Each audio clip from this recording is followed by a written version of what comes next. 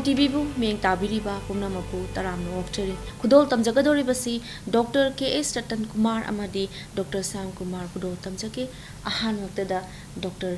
koi TOMTV ki maikai degi taramno okchari yam kharmjali breastfeeding gi matang sida kanaraba wahi khasitam thambinabai damukta aham waktada nisingchari aham ba wahangoina koi sir ratanda thamjaningi si breastfeeding koi tawbosi koi mama sida kadai fauba mamada machagi natabida mamada breastfeeding tawragadi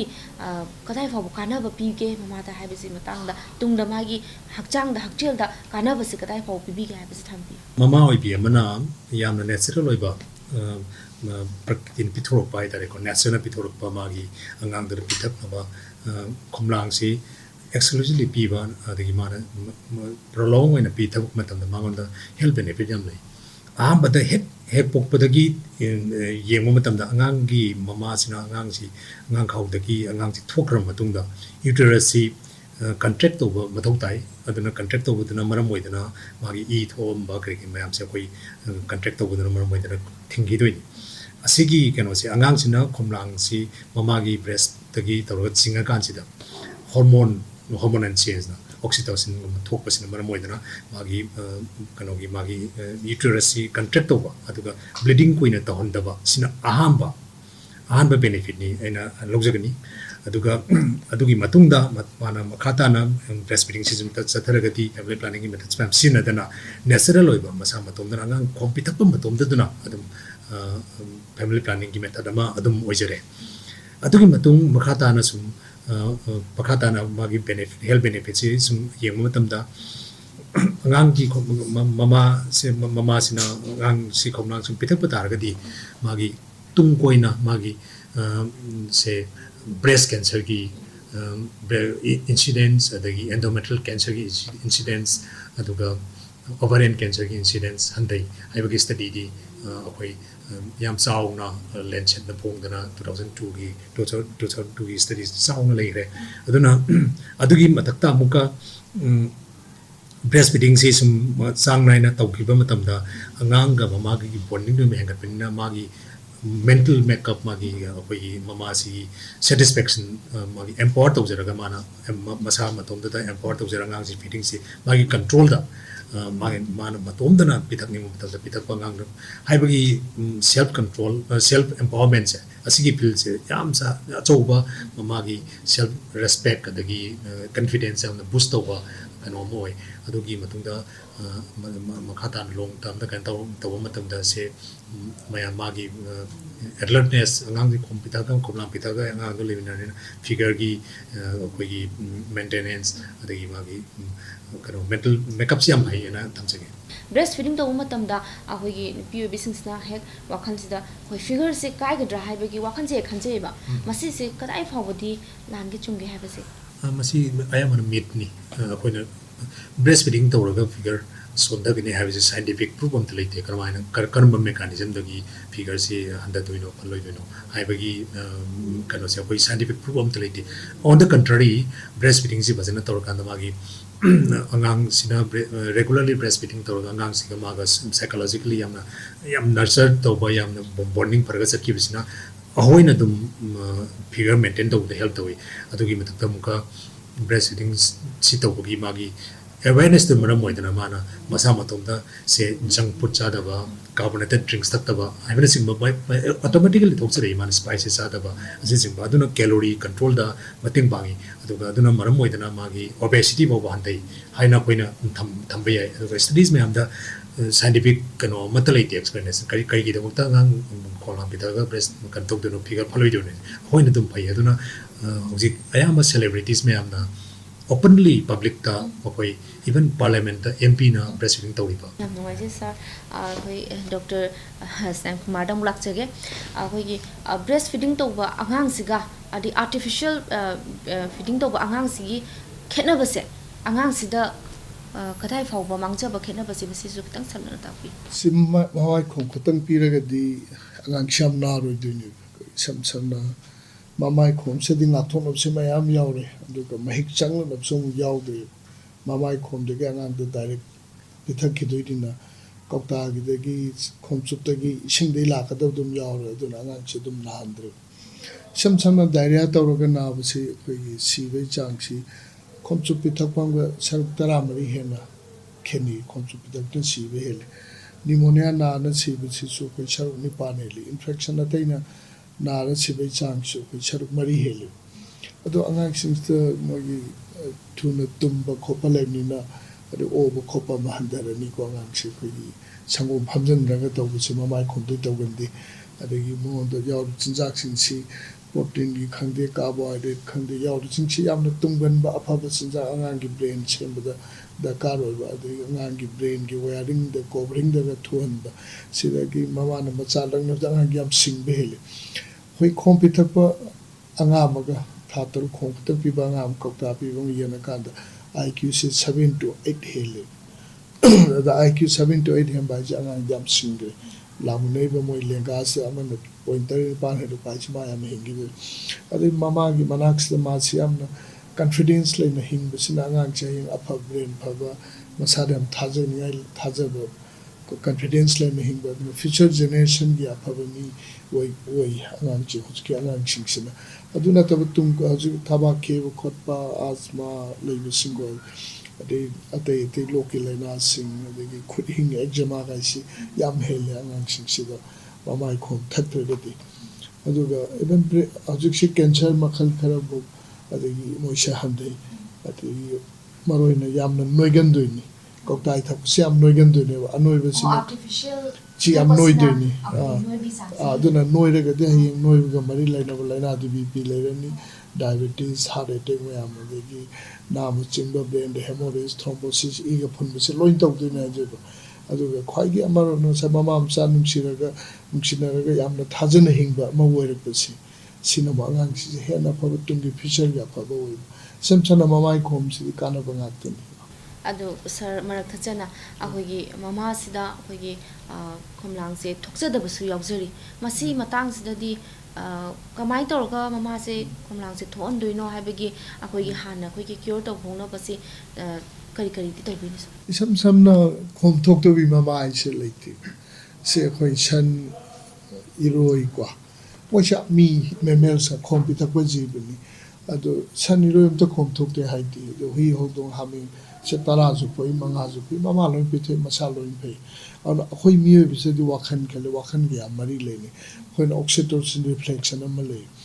ꯉꯁꯥꯏꯒꯤ hormone ꯑꯉꯥꯡ ꯈꯥꯎꯕ ꯆꯞꯁꯤꯜꯂꯤ E ꯊꯣꯛꯍꯟꯗꯦ ꯍꯥꯏꯕ ꯍꯣꯔꯃꯣꯟꯁꯦ ꯁꯤꯅ ꯃꯃꯥꯏ ꯈꯣꯝ ꯆꯤꯡꯕ ꯀꯥꯟꯁꯤꯗ ꯈꯣꯝꯖꯤꯟꯗꯒꯤ ꯕ꯭ꯔꯦꯟꯗ electric current ꯑꯃ ꯊꯥꯒꯠꯂꯦꯕ ꯑꯗꯣ ꯕ꯭ꯔꯦꯟꯒꯤ ꯃꯈꯥꯗ ꯍꯋꯥꯏ ꯃꯔꯨ ꯃꯆꯥꯗꯧꯅ ꯑꯃꯈꯛ ꯂꯩ ꯄꯤꯇ꯭ꯌꯨꯇꯔꯤ ꯁꯤꯒꯤ ꯃꯇꯨꯡ ꯊꯪꯕ ꯅꯥꯀꯟꯗ ꯍꯣꯔꯃꯣꯟ ꯑꯃ ꯈꯨꯗꯛꯇ ꯋꯤꯗꯤꯟ ꯁꯦꯀꯦꯟꯁ ꯍꯦꯛ ꯈꯟꯕꯗꯕꯨ ꯊꯣꯛꯇꯣꯏꯅꯤ ꯑꯗꯨꯅ ꯃꯣꯏꯁꯤ ꯈꯣꯝꯁꯦ ꯂꯩ ꯆꯔꯣꯡꯗꯧ ꯂꯩꯕꯅꯤ ꯁꯨꯝꯃꯒ ꯈꯣꯝꯖꯤꯟꯒ ꯑꯀꯣꯏꯕ ꯃꯄꯥꯁꯤ ꯊꯥꯗꯣꯔꯛꯇꯣꯏꯅꯤ ꯍꯥꯏꯖꯕ ꯑꯗꯨꯅ ꯉꯁꯥꯏꯒꯤ ꯁꯤꯒꯤꯁꯤꯃ ꯑꯗꯨꯅ ꯃꯁꯤꯅ ꯀꯔꯝ ꯀꯥꯟꯗ ꯊꯣꯛꯀꯥꯟꯗ ꯃꯆꯥ ꯅꯨꯡꯁꯤꯔꯕ ꯊꯣꯛꯀꯅꯦꯅ ꯈꯜꯂꯕ ꯑꯗꯨꯒ ꯃꯆꯥꯒꯤ ꯃꯁꯛ ꯃꯅꯨꯡ ꯈꯣꯟꯖꯦꯜꯁꯤꯗ ꯊꯣꯛꯇꯣꯏꯅꯦꯕ ꯋꯥꯔꯕ ꯊꯣꯛꯇ꯭ꯔꯦꯅ ꯈꯜꯂꯗꯤ ꯍꯦꯛꯇ ꯊꯣꯛꯇ꯭ꯔꯦꯕ ꯑꯗꯒꯤ ꯑꯇꯣꯞꯄ ꯑꯃꯅ ꯁꯤꯗꯩꯗꯅꯤ ꯑꯩꯈꯣꯏꯅ ꯍꯧꯖꯤꯛ ꯊꯛꯄꯁꯤꯗꯁꯨ ꯑꯃꯨꯛ ꯄꯨꯡ 1 ꯃꯈꯥꯏ 2 ꯃꯇꯨꯡꯒꯤ ꯑꯃꯨꯛ ꯈꯣꯝꯁꯨ ꯑꯃꯨꯛ ꯁꯨꯡꯗꯣꯏꯅꯦꯕ ꯉꯁꯥꯏꯒꯤ ꯄꯤꯇ꯭ꯌꯨꯇꯔꯤ ꯃꯃꯥꯡꯗ ꯍꯣꯔꯃꯣꯟ ꯑꯃ ꯊꯥꯗꯣꯔꯛꯑꯒ ꯑꯗꯨꯅ ꯉꯁꯥꯏ ꯃꯥꯅ ꯋꯥꯈꯜꯁꯤꯗ ꯑꯩ ꯈꯣꯝ ꯊꯣꯛꯇ꯭ꯔꯦ ꯍꯥꯏꯅ ꯈꯜꯂꯒꯗꯤ ꯍꯦꯛꯇ ꯊꯣꯛꯇ꯭ꯔꯦ ꯑꯗ ꯁꯤꯗ ꯃꯥꯁꯤ ꯅꯧꯔꯤꯉꯩꯗꯩ ꯑꯣꯏꯅ ꯃꯥꯁꯦ ꯈꯪꯍꯧꯕ ꯑꯃ ꯗꯔꯀꯥꯔ ꯑꯣꯏꯕ ꯈꯣꯝ ꯑꯁꯤ ꯁꯨꯃꯥꯏꯅ ꯊꯣꯛꯄꯅꯤ ꯉꯁꯥꯏꯒꯤ ꯈꯣꯝ ꯊꯣꯛꯄꯒꯤ ꯐꯤꯖꯤꯑꯣꯂꯣꯖꯤ ꯍꯥꯏꯇꯥꯔꯦꯀꯣ ꯆꯤꯡꯉꯒ ꯊꯣꯛꯇꯣꯏꯅꯤ ꯊꯥꯖꯔꯒ ꯊꯣꯛꯇꯣꯏꯁꯤꯃ ꯂꯩꯔꯦ ꯑꯗꯩ ꯃꯃꯥꯁꯦ ꯃꯆꯥ ꯂꯣꯏ ꯅꯨꯡꯁꯤ ꯃꯆꯥ ꯂꯣꯏ ꯐꯍꯟꯅꯤꯡꯉꯤ ꯑꯗꯩ ꯈꯣꯝ ꯄꯤꯊꯛ ꯀꯥꯟꯅꯕꯁꯤꯡ ꯈꯪꯉꯤ ꯑꯗꯩ ꯑꯩꯈꯣꯏ ꯗꯥꯛꯇꯔ ꯅꯔꯁꯁꯤꯡ ꯑꯃ ꯍꯥꯏꯔꯛꯑꯅꯤ ꯃꯉꯣꯟꯗ ꯑꯃꯨꯛ ꯏꯃꯨꯡ ꯃꯅꯨꯡ ꯃꯃꯥ ꯃꯄꯥꯅ ꯑꯃꯨꯛ ꯍꯁꯕꯦꯟꯗ ꯃꯔꯨꯑꯣꯏꯅꯀꯣ ꯁꯞꯄꯣꯔꯠ ꯇꯧꯔꯛꯑꯅꯤ ꯃꯅꯦꯝꯕꯣꯛ ꯃꯃꯥꯅ ꯑꯃꯨꯛ ꯁꯞꯄꯣꯔꯠ ꯇꯧꯔꯅꯤ ꯗꯥꯛꯇꯔ ꯅꯔꯁ ꯃꯌꯥꯝꯅ ꯁꯣꯏꯅ ꯁꯞꯄꯣꯔꯠ ꯇꯧꯔꯒꯗꯤ ꯈꯣꯝꯁꯦ ꯊꯣꯛꯀꯅꯦꯕ ꯇꯁꯦꯡꯅ ꯈꯣꯝ ꯊꯣꯛꯇ꯭ꯔꯤ ꯃꯃꯥꯁꯦ ꯑꯩꯈꯣꯏ ꯂꯩꯇꯦꯅ ꯂꯧꯏ ꯑꯗꯨ ꯉꯁꯥꯏꯒꯤ ꯃꯥꯅ ꯊꯣꯛꯀꯅꯦꯅ ꯊꯥꯖꯕ ꯊꯨꯅ ꯄꯤꯊꯛꯄ ꯑꯇꯩ ꯄꯤꯊꯛꯇꯕ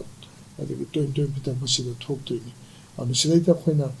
ꯊꯣꯛꯇꯦꯅ ꯑꯩꯈꯣꯏꯗ ꯌꯥꯝ ꯂꯥꯛꯑꯦ ꯊꯥ 2ꯒ ꯁꯨꯔꯀꯥꯟꯗ ꯈꯣꯝ ꯊꯣꯛꯇ꯭ꯔꯦꯅꯀꯣ ꯑꯗꯒꯤ ꯑꯇꯣꯞꯄ ꯑꯃꯅ ꯅꯨꯡꯗꯥꯡꯁꯦ ꯑꯉꯥꯡꯁꯤ ꯅꯨꯃꯤꯠ 6 ꯃꯔꯤꯁꯦ ꯅꯨꯡꯗꯥꯡ ꯌꯥꯝ ꯀꯞꯀꯜꯂꯤ ꯃꯁꯥꯒꯤꯅꯤ ꯅꯨꯡꯊꯤꯟꯗ ꯇꯨꯝꯃ ꯅꯨꯡꯗꯥꯡ ꯀꯞꯄꯁꯤ ꯑꯉꯥꯡ ꯍꯦꯛ ꯄꯣꯛꯄꯗ ꯉꯥꯏꯕꯁꯤ ꯃꯥꯒꯤ ꯍꯥꯟꯅꯒꯤ ꯄꯨꯛꯅꯨꯡꯗ ꯂꯩꯔꯤꯉꯩꯗꯒꯤ ꯍꯩꯅꯔꯛꯑꯕꯅꯦꯕ ꯑꯗꯨꯅ ꯍꯦꯛ ꯀꯞꯄꯒꯗꯤ ꯈꯣꯝ ꯊꯣꯛꯇ꯭ꯔꯦ ꯍꯦꯟꯅ ꯍꯥꯏꯕ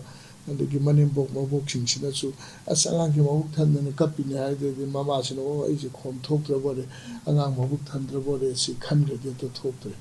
ꯑꯗꯒꯤ ꯑꯩꯈꯣꯏꯅ ꯃꯉꯣꯟꯗ ꯋꯥꯔꯤ ꯁꯥꯗꯣꯏꯁꯤ ꯉꯁꯥꯏꯒꯤ ꯈꯣꯝ ꯀꯃꯥꯏꯅ ꯄꯤꯊꯛꯀꯅꯤ ꯇꯦꯛꯅꯤꯛ ꯑꯣꯐ ꯕ꯭ꯔꯦꯁ ꯐꯤꯗꯤꯡ ꯈꯣꯝ ꯀꯃꯥꯏꯅ ꯆꯤꯡꯍꯟꯒꯅꯤ ꯀꯥꯏ ꯇꯥꯛꯑꯅꯤ ꯑꯗꯨꯒ ꯈꯣꯝ ꯀꯃꯥꯏꯅ ꯊꯣꯛꯏ ꯇꯥꯛꯑꯅꯤ ꯑꯗꯨꯒꯗꯤ ꯃꯉꯣꯟꯗ ꯉꯟꯅ ꯍꯧꯍꯧꯔꯕ ꯑꯗꯨꯒ ꯃꯉꯣꯟꯗ ꯑꯍꯦꯟꯕ ꯏꯁꯤꯡ ꯑꯍꯦꯟꯕ ꯆꯤꯟꯖꯥꯛ ꯌꯥꯎꯔꯛꯏ ꯑꯉꯥꯡꯁꯦ ꯑꯔꯨꯝꯕꯒ ꯍꯟꯊꯗꯣꯏꯅꯤ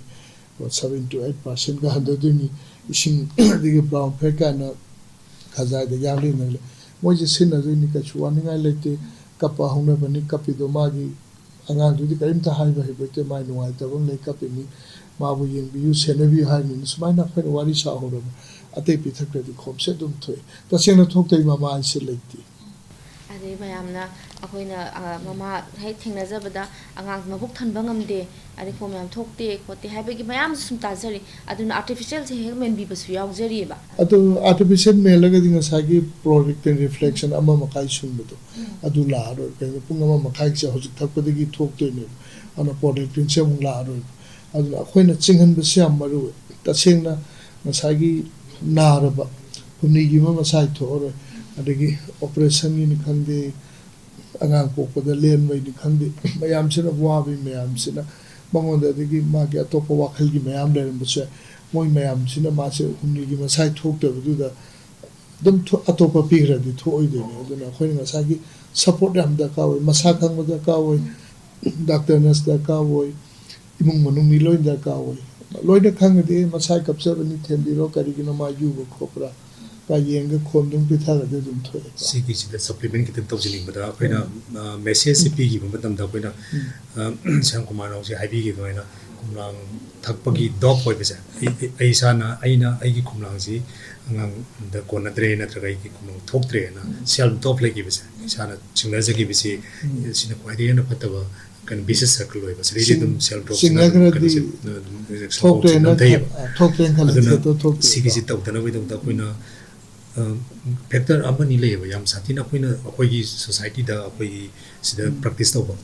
ꯁꯦ ꯑꯉꯥꯡꯁꯦ ꯄꯣꯛꯂꯛꯑꯀꯥꯟꯗ ꯍꯦꯛ ꯄꯣꯛꯂꯛꯑꯒ ꯀꯩꯅꯣꯗ ꯔꯤꯂꯦꯇꯤꯚꯁꯀꯥꯟꯗ ꯄꯤꯔꯛꯇꯣꯏꯅꯤꯀꯣ ꯁꯦ ꯌꯥꯝ ꯄꯣꯛꯑꯦ ꯑꯉꯥꯡ ꯌꯥꯝ ꯐꯖꯔꯦ ꯌꯥꯝ ꯆꯥꯎꯕ ꯑꯃ ꯄꯣꯛꯑꯦ ꯑꯩꯈꯣꯏ ꯌꯣꯝꯁꯤꯜꯂꯒ ꯄꯤꯔꯛꯇꯣꯏꯅꯤ ꯐꯖꯅ ꯁꯦꯡꯗꯣꯛꯑꯒ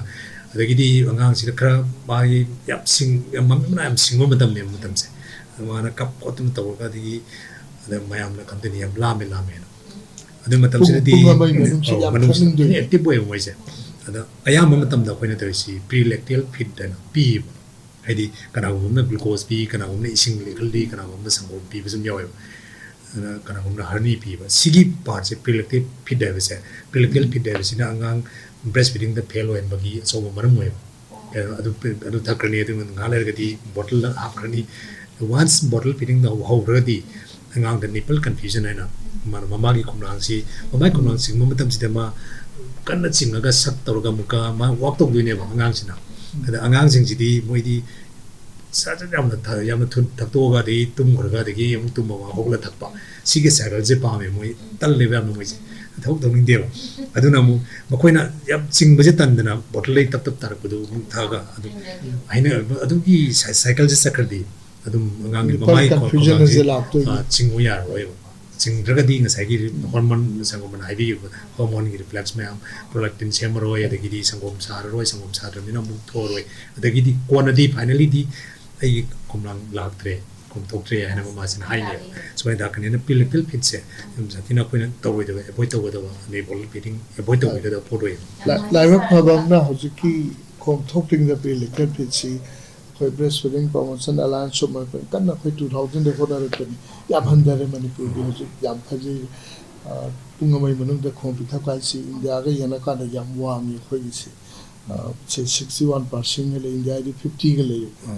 ꯑꯗꯨꯅ ꯊꯥ ꯇꯔꯨꯛꯀ ꯈꯣꯝ ꯄꯤꯊꯛꯁꯦ ꯃꯅꯤꯄꯨꯔꯒꯤꯁꯦ ꯌꯥꯝ ꯋꯥꯡꯉꯤ ꯃꯅꯤꯄꯨꯔꯁꯦ ꯊꯥ ꯇꯔꯨꯛ ꯋꯥꯡꯕꯁꯦ ꯑꯩꯈꯣꯏꯅ ꯃꯅꯤꯄꯨꯔꯒꯤꯗꯤ 73.9 ꯂꯩꯌꯦ 73.9ꯁꯦ ꯋꯥꯡꯈ꯭ꯔꯖꯥꯠꯅꯤ ꯏꯟꯗꯤꯌꯥꯒꯤꯗꯤ 60 ꯑꯗꯨꯋꯥꯏꯗ 50 ꯐꯥꯎ ꯌꯧꯗꯦ ꯑꯗꯩ ꯃꯔꯛꯇ ꯆꯠꯅ ꯁꯥꯔ ꯌꯥꯝ ꯈꯪꯖꯅꯤꯡꯁꯦ ꯑꯩꯈꯣꯏ ꯃꯃꯥꯁꯤꯅ ꯀꯔꯤꯒꯨꯝꯕ ꯐꯤꯚꯔ ꯅꯥꯔꯦ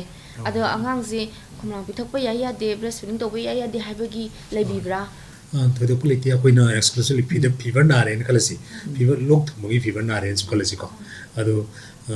ꯂꯣꯛ ꯊꯨꯡꯉꯒꯗꯤ ꯚꯥꯏꯔꯦꯜ ꯂꯧꯅꯕ ꯌꯥꯏ ꯑꯗꯨꯅ ꯑꯗꯨ ꯂꯧꯅꯗꯣꯏꯁꯦ ꯀꯥꯏꯗ ꯂꯧꯅꯗꯣꯏꯅꯣ ꯕ꯭ꯔꯦꯁ ꯃꯤꯜꯛꯇꯩꯗꯤ ꯁꯨꯅ ꯅꯠꯇ꯭ꯔꯦ ꯑꯦꯕꯁꯣꯂꯨꯠꯂꯤ ꯁꯨꯡꯂꯩ ꯂꯩꯇ꯭ꯔꯦꯀꯣ ꯂꯧꯅꯐꯝ ꯂꯩꯇ꯭ꯔꯦ ꯑꯗꯨꯅ ꯑꯩꯈꯣꯏꯅ ꯃꯃꯥꯁꯤꯅ ꯀꯩꯒꯨꯝꯕ ꯐꯤꯚꯔ ꯈꯤꯇꯪ ꯅꯥꯔꯦꯅ ꯈꯜꯂꯕ ꯐꯤꯚꯔꯒꯤ ꯍꯤꯗꯥꯛ ꯆꯥꯔꯅꯤ ꯍꯤꯗꯥꯛ ꯆꯥꯔꯒ ꯈꯔ ꯃꯁꯥ ꯅꯨꯡꯉꯥꯏꯔꯀꯥꯟꯗꯨꯗ ꯃꯈꯨꯠ ꯐꯖꯅ ꯍꯥꯝꯗꯣꯛꯑꯅꯤ ꯃꯈꯨꯠ ꯐꯖꯅ ꯍꯥꯝꯗꯣꯛꯀꯅꯤ ꯐꯤ ꯑꯅꯧꯕ ꯁꯤꯟꯒꯅꯤ ꯑꯗꯨꯒ ꯑꯉꯥꯡ ꯈꯣꯝꯂꯥꯡ ꯄꯤꯊꯛꯀꯗꯕꯅꯦꯕ ꯑꯗꯨꯅ ꯑꯗꯨꯗꯗꯤ ꯃꯥꯒꯤ ꯚꯥꯏꯔꯦꯜ ꯗꯤꯖꯤꯖ ꯂꯧꯅꯕꯒꯤ ꯑꯄꯔ ꯔꯦꯁꯄꯤꯔꯦꯇꯔꯤ ꯍꯥꯏꯗꯤ ꯂꯣꯛ ꯊꯨꯡꯕꯒꯤ ꯑꯃ ꯍꯥꯏꯔꯁꯤ ꯑꯃ ꯇꯧꯔꯁꯤꯀꯣ ꯑꯗꯨꯒꯨꯝꯕꯗ ꯂꯧꯅꯕꯒꯤ ꯆꯥꯟꯁꯇꯨ ꯋꯥꯠꯂꯦ ꯂꯩꯇ꯭ꯔꯦ ꯑꯗꯒꯤ ꯁꯝꯅꯔꯦ ꯁꯤꯗꯩꯗ ꯑꯩꯅ ꯍꯧꯖꯤꯛꯀꯤ ꯈꯣꯝꯁꯤꯗꯩꯗꯅꯤ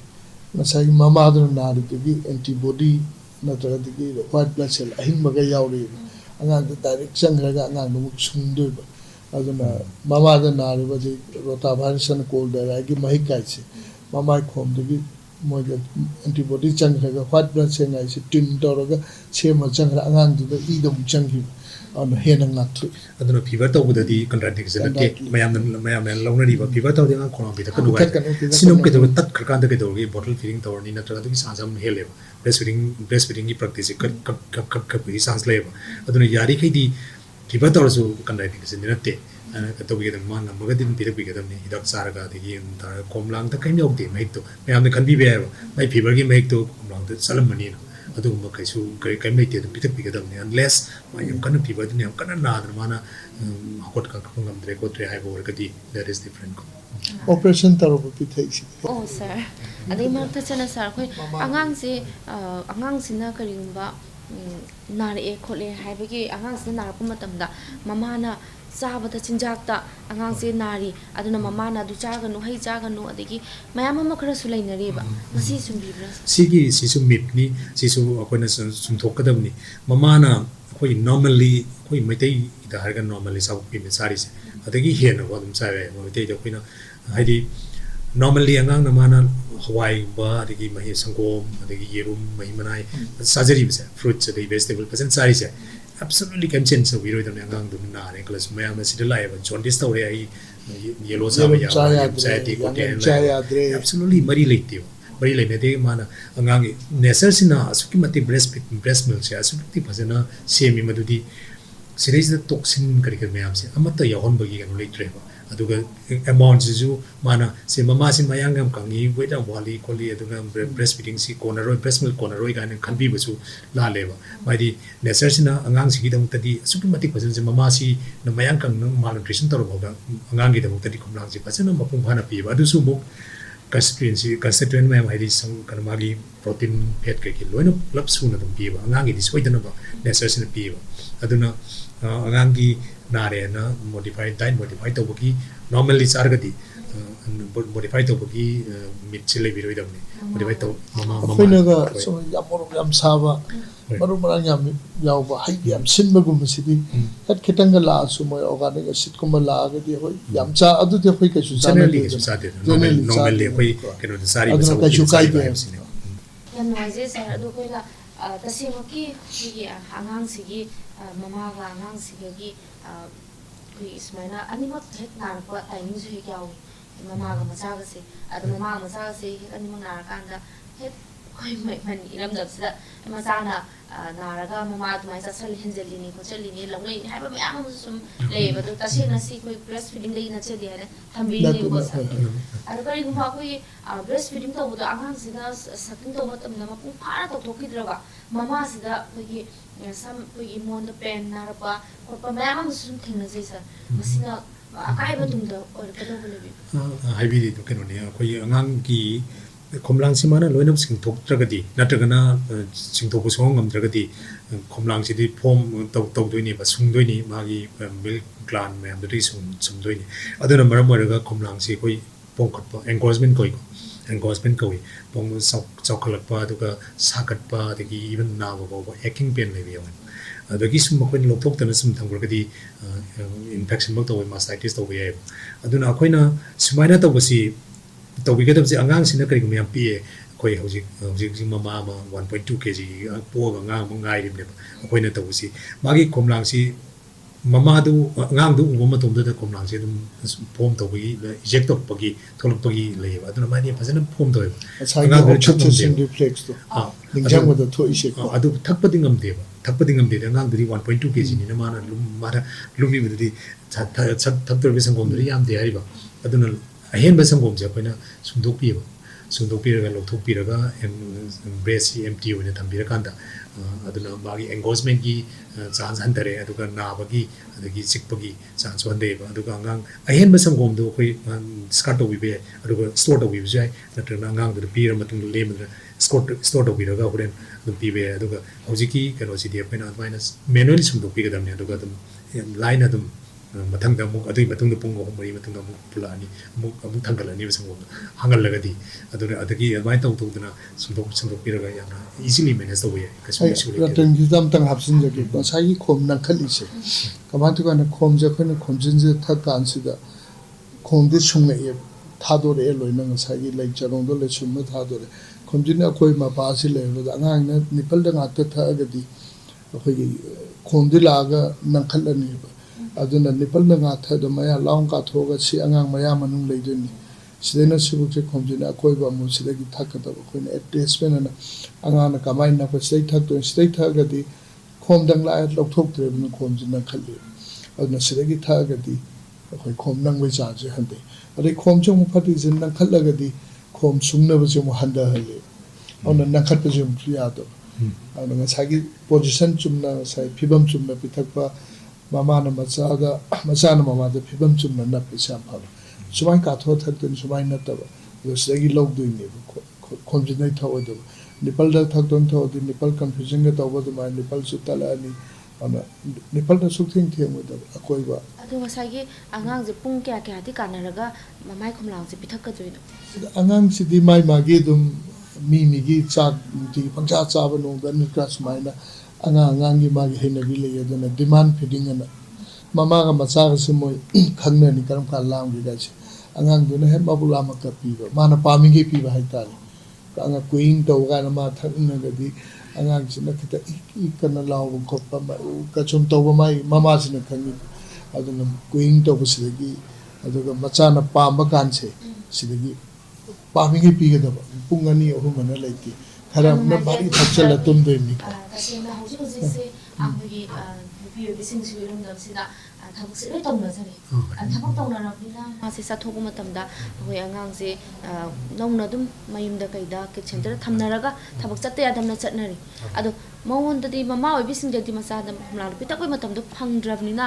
ꯃꯉꯣꯟꯗ ꯇꯨꯡꯖꯜꯂꯒ ꯂꯩꯕꯒꯤ ꯑꯋꯥꯕ ꯀꯌꯥ ꯑꯃ ꯁꯨꯃꯥꯏꯅ ꯌꯣꯛꯅꯔꯤ ꯃꯁꯤꯗ ꯇꯨꯡꯗ ꯃꯃꯥꯁꯤꯒꯤ ꯑꯀꯥꯏꯕ ꯑꯣꯏꯔꯛꯀꯗ꯭ꯔꯥ ꯃꯗꯨꯁꯨ ꯑꯀꯥꯏꯕꯗꯤ ꯉꯁꯥꯏꯒꯤ ꯍꯥꯏꯗꯨꯃꯥꯏꯅ ꯃꯥꯅ ꯑꯍꯥꯟꯕ ꯑꯀꯥꯏꯕꯗꯤ ꯑꯉꯥꯡꯗ ꯂꯩꯔꯦ ꯑꯉꯥꯡꯗ ꯂꯩꯔꯤ ꯃꯃꯥꯒꯤ ꯈꯣꯝꯂꯥꯡꯁꯦ ꯊꯛꯄ ꯐꯪꯗꯕꯅꯤꯅ ꯑꯇꯩꯅ ꯃꯦꯟꯈ꯭ꯔꯅꯤ ꯑꯥꯔꯇꯤꯐꯤꯁꯤꯌꯦꯜ ꯃꯤꯜꯗ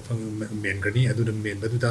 ꯉꯁꯥꯏꯒꯤ ꯑꯦꯀꯝꯄꯦꯅꯤꯡ ꯑꯣꯏꯔꯤꯕ ꯅꯤꯃꯣꯅꯤꯌꯥ ꯗꯥꯏꯔꯤꯌꯥ ꯑꯗꯒꯤ ꯀꯔꯤ ꯏꯟꯐꯦꯛꯁꯟ ꯃꯌꯥꯝ ꯑꯃꯒꯤ ꯆꯥꯟꯁ ꯑꯃ ꯍꯦꯟꯒꯠꯈ꯭ꯔꯦ ꯑꯗꯒꯤ ꯑꯃꯨꯛꯀ IQꯒꯤ ꯀꯩꯅꯣꯗꯣ ꯑꯦꯗꯚꯥꯟꯇꯦꯖ ꯐꯪꯉꯔꯣꯏ ꯁꯤꯒꯤꯁꯤꯅ ꯈ꯭ꯋꯥꯏꯗꯒꯤ ꯃꯦꯖꯔ ꯑꯣꯏꯕ ꯏꯝꯄꯦꯛ ꯑꯣꯏꯌꯦ ꯑꯉꯥꯡ ꯃꯃꯥꯒꯤ ꯋꯥꯔꯀꯤꯡ ꯋꯨꯃꯟ ꯍꯧꯖꯤꯛꯀꯤ ꯍꯪꯕꯤꯔꯤꯕ ꯀꯣꯏꯁꯟꯁꯦ ꯌꯥꯝ ꯔꯤꯂꯦꯕꯟ ꯑꯣꯏꯕ ꯍꯧꯖꯤꯛꯀꯤ ꯃꯇꯝꯗꯗꯤ ꯑꯩꯈꯣꯏ ꯂꯦꯗꯤꯁ ꯃꯌꯥꯝꯅ ꯊꯕꯛ ꯇꯧꯕꯒꯤ ꯆꯥꯡꯁꯦ ꯌꯥꯝ ꯍꯦꯟꯒꯠꯂꯕꯅꯤꯅ ꯑꯗꯨꯅ ꯁꯤꯗꯁꯨ ꯑꯩꯈꯣꯏꯅ ꯕꯤꯄꯥꯝꯒꯤ ꯑꯣꯏꯅ ꯑꯩꯈꯣꯏꯒꯤ ꯂꯣꯏꯅꯃꯛꯀꯤ ꯋꯥꯔꯜꯒꯤ ꯕ꯭ꯔꯦꯁ ꯐꯤꯗꯤꯡ ꯑꯦꯛꯇꯤꯚꯤꯁ ꯃꯌꯥꯝꯅ ꯈꯟꯖꯔꯤꯁꯤ ꯋꯥꯔꯀꯤꯡ ꯋꯨꯃꯦꯟꯁꯦ ꯀꯃꯥꯏꯅ ꯁꯄꯣꯔꯠ ꯇꯧꯅꯤ ꯕ꯭ꯔꯦꯁ ꯐꯤꯗꯤꯡ ꯁꯁꯇꯦꯟ ꯇꯧꯅꯕꯒꯤꯗꯃꯛꯇ ꯍꯥꯏꯅ ꯈꯟꯕꯁꯤꯗ ꯋꯥꯔꯀꯤꯡ ꯋꯨꯃꯦꯟꯒꯤꯁꯨ ꯍꯧꯖꯤꯛꯇꯤ ꯑꯩꯈꯣꯏꯅ ꯍꯥꯏꯖꯔꯤꯁꯤ every institution or organization say ladies may work to mafamsidi mafam am thambiro aduda mafamduda angang du poraga natra angang thambiraga natraga angang duna mama kananona pubiraga maga matam ama fix tawraga mafamduda breastfeeding tawba yaba mafam thambiba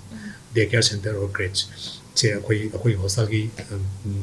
angang ni phung leba crèche leba se akoi na attention yam piba sigi aduna akoi gi nurse ka mayam si adum hek angang ji thambani moi duty gi marakta break to dum akoi bed break ni makoi adu ga laga breastfeeding tawi peacefully adum tham dau jin ngai re moida thawuk da su peacefully tawre adu ga dwai tawda spy tawda hojik atai te mafam jing ji loi tawre sijagi legre rims ki andak akoi hapchen dore dirgdana yabiramni adu ga mafam mama piravne ba spy tawda akoi movement ji da akoi hana takna dulak sabne ba napi ladies man thawuk taw mafam ji da mafam bibi oina adagi atopa mana kai taw ya ge do ladies na yum dagi office ka ba satri ngai da mana breast milk se sum do ba ya sumdom ba yar yang phajana sumdok ba ya akhoi technique tu adu gi dam ta akhoi adum counseling kan lei je akhoi adum matam pira ga hosal ki matam salai je adu Shyamkumar ade national trainer kharsu lei ri adu akhoi na karma method ta breast milk sumga da ge karma store to da ge store to di lai freeze mung thang ga di 24 hours hen tham ya gre adu na ta freeze lei ta electrical lei ta pham da ta ga su yamna kul loi bang pham inging law pham da bakhum kupsala badan tham da pung ni pan de badan tham da puren amuk angang da mana lamuk pun pi be ayo aduna mama na to wi ji salam dai sida angang se khomlang bajana pitha ga da bajana pitha ba adu tung da ma gi lem ho ba angang na thapangam da basar si sum do tam biram da bajana matam khatang di logi tare sum do tham biram ga aduna puren ko na samasna atra kap na angang da ko na pi be ayo peacefully aduna one more bidi made directly control made direct have at water bath thambe body temperature yona ba koi tin gi kano koi temperature yona water bath ya mengna yamna just ma thapgi thapangam na badu gi den thambi ba made thabdi ade protein to destroy tawni breast milk di living cell yawi magi immunoglobulin yawi protein mayam kari yawi mayam si made pullaga di damage tawni sangom dile honi but protein dile honi but hojiki living cells me protective factor me yauri se damage ho ni baduna koi adu di mai da thati adu ba mai tar ya bajana thak pidak pa ya very successful ya yam sum do pa ya aduna bottle feeding ha bisi thabuk tawro bawda bottle feeding ha sum tom to do miyam le hojiki miyam le follow time le pa yam ngai je sir khoi ge aroi boina akhoi TOMTV bu yeng biri ba viewers sing da akhoi awareness oijana ba wahi khasitang thambina ba ni sing jeri breastfeeding matang da aroi ba wahi oi breastfeeding gi akoina breastfeeding si mayam na di khanbiram ba kai da muta breastfeeding natural odiba aduga khaina ba nai dana mama gi khomla ga janga na hepol ga thak da busi kai da muta no doctor mayam na adagi nurse mayam na adagi journalist ko yoi ko bi pam ja mayam na ho so ga kai da breastfeeding week kaina celebratory no tha sai guding gi sai no ma si ko chat de koi si yam lap pam chat so sam sa chani and koi kaksing sa chagani adi loi chat na koi celebratory kari gi no na hang bi be ngak pi be ya koi na hajani di